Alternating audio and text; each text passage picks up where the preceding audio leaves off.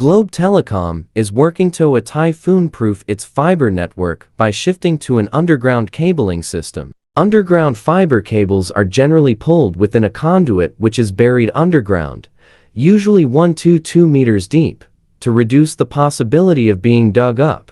Lubricants are added in the outdoor cable design to reduce friction on high pulling tension.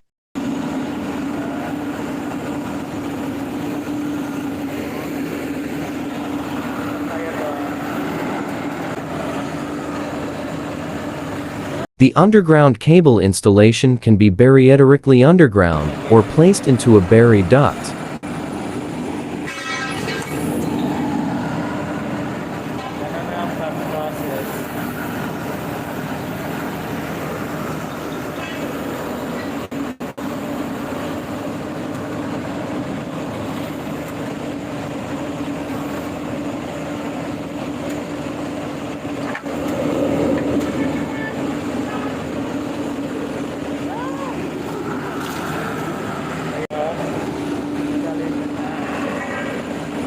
The cables are plowed in or buried in a trench when buried directly, and the installation process can be very quick.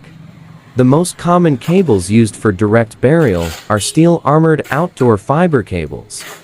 Underground fiber deployment has an increased initial cost, but it's the preferred method for many municipalities and customers. Buried cable is protected from the elements, which makes it far more reliable. Buried cable is most common for cable that covers a long distance as well. Walang poste, underground wirings lang. Dito lang yan na-construct. Tapos nito, susimintuhan na rin.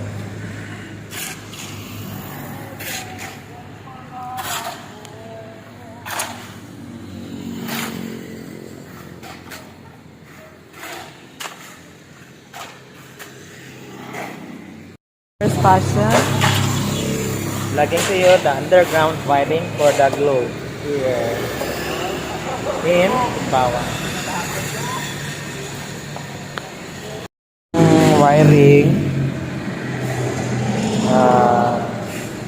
Property of Globe Telecom, dito yan sa under construction, underground wiring.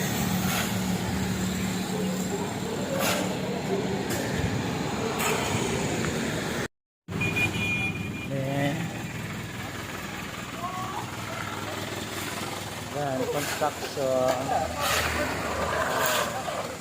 Tabunan Randra. Tabunan.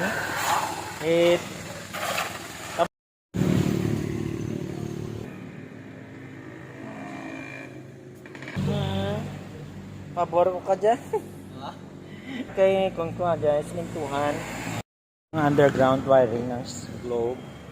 Nasimintuhan na po yung na-construct ito.